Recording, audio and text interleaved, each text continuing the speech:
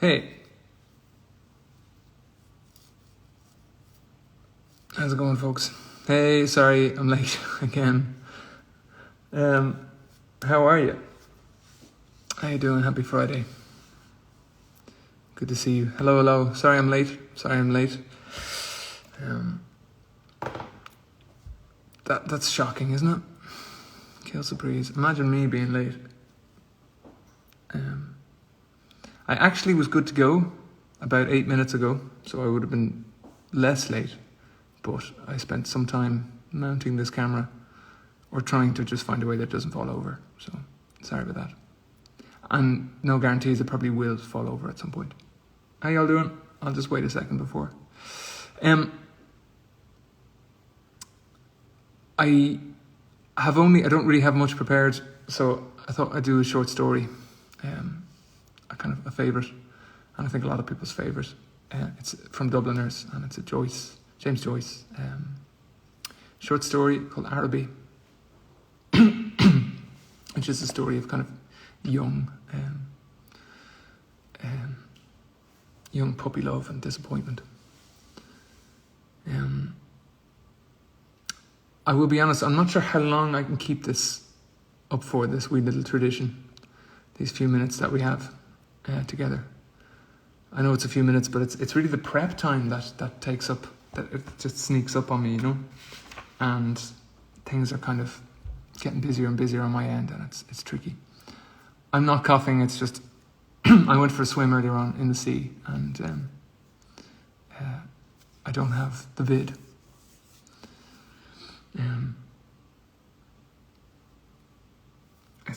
I think it's just seawater. We don't need prep time to show up. I don't think he'd thank me for that now. How are you doing? Happy Friday. Hope you have an absolutely swell weekend or beginning of the weekend. I'm going to read, as I said, from Dubliners, this old copy. It's a wonderful book. It's a really lovely entry book into Joyce. I struggle with so much of his work. I think a lot of people do. A lot of his more challenging stuff. But this is nice to kind of,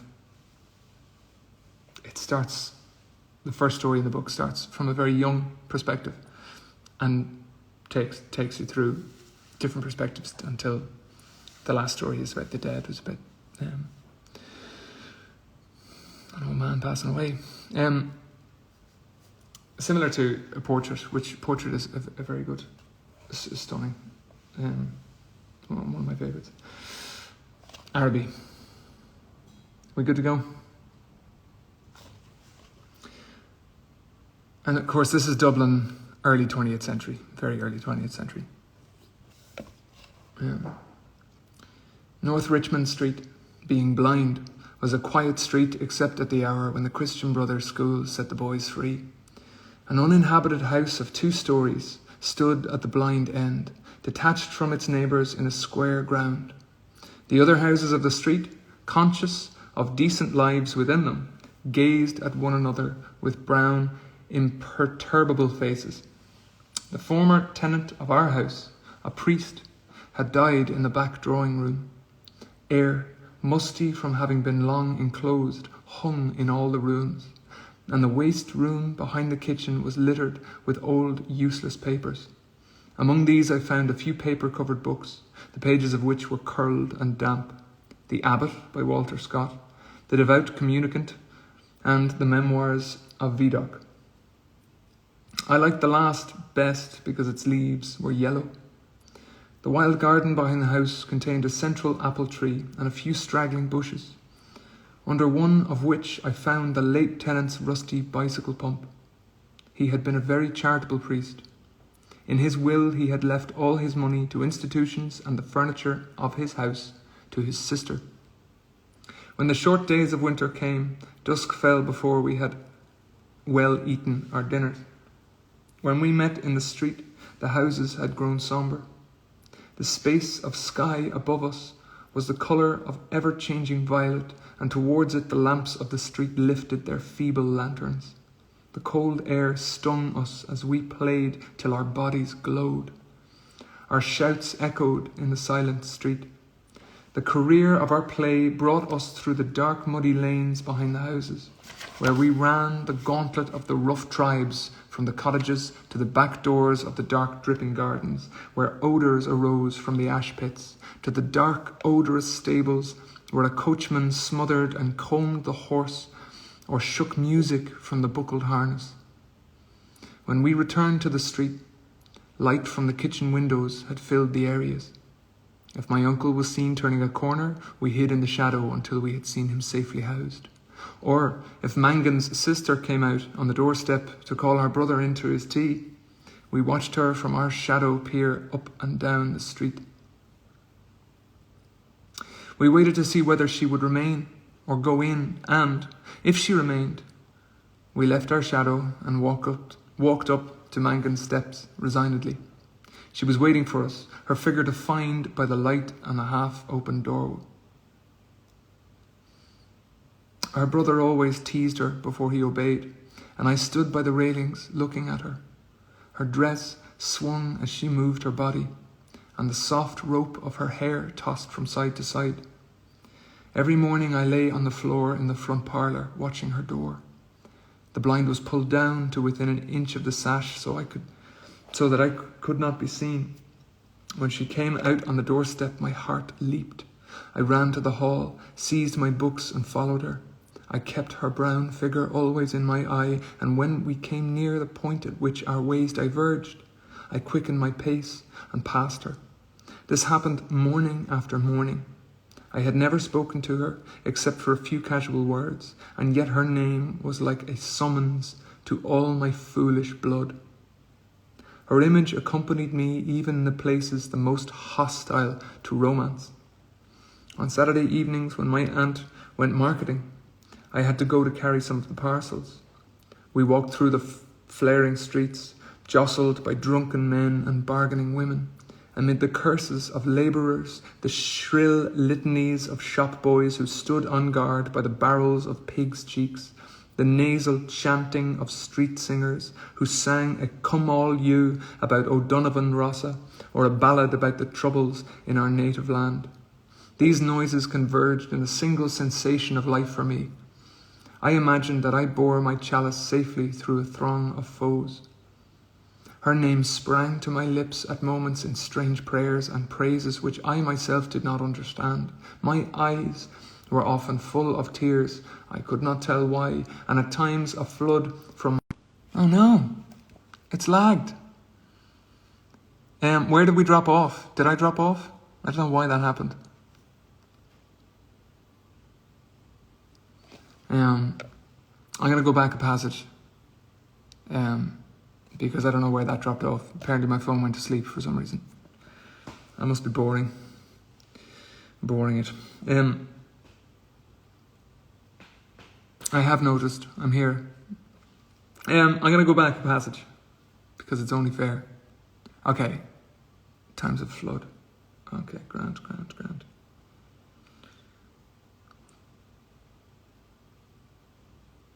Cool.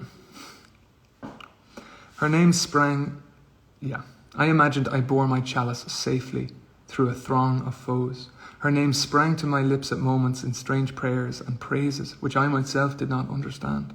My eyes were often full of tears, I could not tell why, and at times a flood from my heart seemed to pour itself out into my bosom.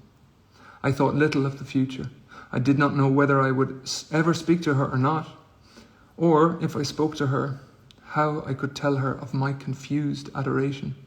But my body was like a harp, and her words and gestures were like fingers running upon the wires. One evening I went into the back drawing room in which the priest had died. It was a dark, rainy evening, and there was no sound in the house. Through one of the broken panes I heard the rain impinge upon the earth, the fine, incessant needles of water playing in the sodden beds. Some distant lamp or lighted window gleamed below me. I was thankful that I could see so little. All my senses seemed to desire to veil themselves, and, feeling that I was about to slip from them, I pressed the palms of my hands together until they trembled, murmuring, oh love, many times. At last she spoke to me. When she addressed the first words to me, I was so confused that I did not know what to answer. She asked me, was I going to Araby? I forgot whether I answered yes or no. It would be a splendid bazaar, she said. She would love to go. And why can't you? I asked.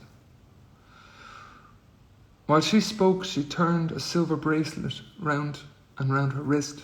She could not go, she said, because there would be a retreat that week in her convent.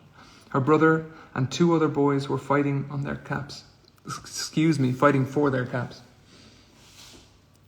Her brother and 2 other boys were fighting for their caps, and I was alone at the railings. She held one of the spikes, bowing her head towards me. The light from the lamp opposite our door caught the white curve of her neck, lit up her hair that rested there, and falling, lit up the hand upon the railing.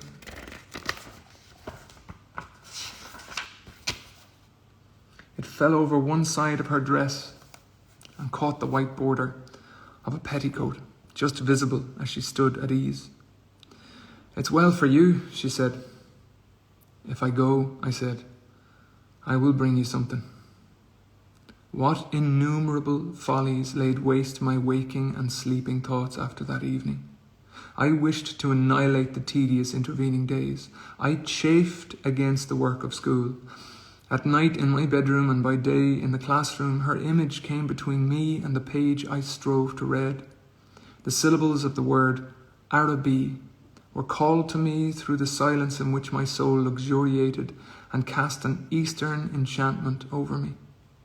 I asked for leave to go to the bazaar on Saturday night. My aunt was surprised and hoped it was not some Freemason affair. I answered few questions in class. I watched my master's face pass from amiability to sternness. He hoped I was not beginning to idle. I could not call my wandering thoughts together. I had hardly any patience with the serious work of life, which, now that it stood between me and my desire, seemed to me child's play. Ugly, monotonous child's play. On Saturday morning, I reminded my uncle that I wished to go to the bazaar in the evening. He was fussing at the hall stand, looking for the hat brush, and answered me curtly, Yes, boy, I know. As he was in the hall, I could not go into the front parlour and lie at the window. I felt the house in bad humour and walked slowly towards the school. The air was piteously raw, and already my heart misgave me. When I came home to dinner, my uncle had not yet been home. Still it was early. I sat staring at the clock for some time, and, when its ticking began to irritate me, I left the room. I mounted the staircase and gained the upper part of the house. The high, cold, empty, gloomy rooms liberated me, and I went from room to room, singing. From the front window I saw my companions playing below in the street. Their cries reached me, weakened and indistinct, and leaning my forehead against the cool glass, I looked over at the dark house where she lived. I may have stood there for an hour, seeing nothing but the brown-clad figure cast by my imagination, touched discreetly by the lamplight at the curved neck, at the hand upon the railings, and at the border below the dress. When I came downstairs again, I found Mrs. Mercer sitting at the fire. She was an old, garrulous woman, a pawnbroker's widow, who collected used stamps for some pious purpose. I had to endure the gossip of the tea table. The meal was prolonged beyond an hour, and still my uncle did not come. Mrs. Mercer stood up to go. She was sorry she couldn't wait any longer, but it was after 8 o'clock, and she did not like to be out late, as the night air was bad for her. When she had gone, I began to walk up and down the room, clenching my fists. My aunt said, I'm afraid you may put off your bazaar for this night of our Lord. At 9 o'clock, I heard my uncle's latchkey in the hall door. I heard him talking to himself and heard the hall stand rocking when it had received the weight of his overcoat. I could interpret these signs. When he was midway through his dinner, I asked him to give me the money to go to the bazaar. He had forgotten. "The people are in bed and after their first sleep now," he said. I did not smile. My aunt said to him energetically, "Can't you give him the money and let him go? You've kept him up late enough as it is." My uncle said he was very sorry he had forgotten. He said he believed in the old saying, "All work and no play makes Jack a dull boy." He asked me where I was going, and when I told him a second time, he asked me, did I know the Arab's farewell to his steed? It's a song. When I left the kitchen, I believe it's a song. Do not fall asleep again, phone.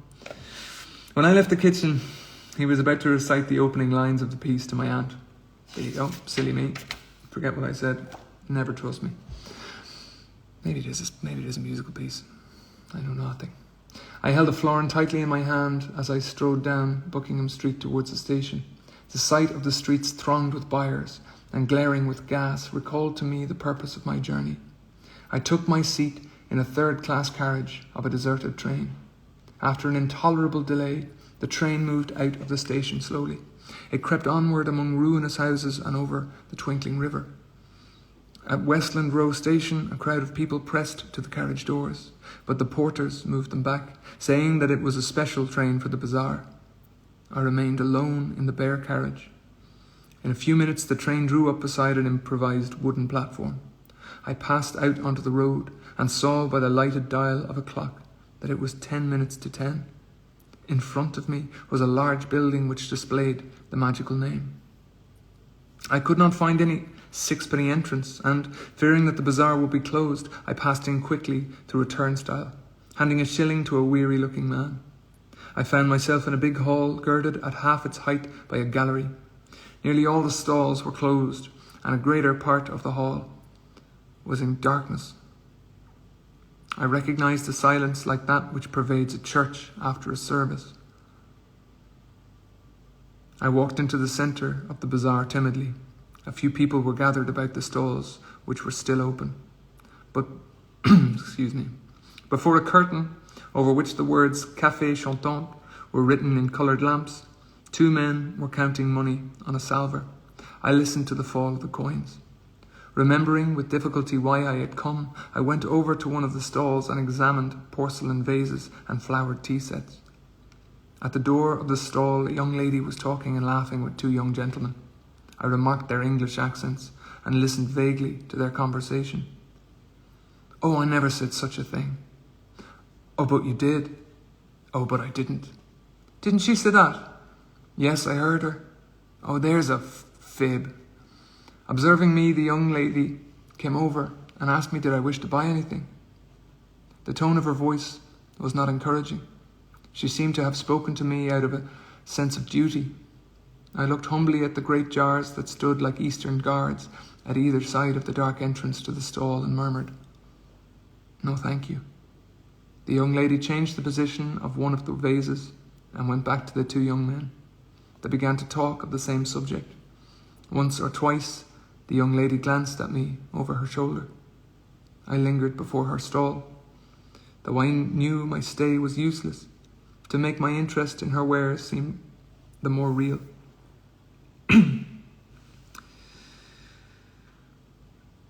Sorry, I'm going to repeat that. I lingered before her stall, though I knew my stay was useless, to make my interest in her wares seem more real. Then I turned away slowly and walked down the middle of the bazaar. I allowed the 2 pennies to fall against the 6pence in my pocket. I heard a voice call from one end of the gallery, but the light was out. The upper part of the hall was now completely dark. Gazing up into the darkness, I saw myself as a creature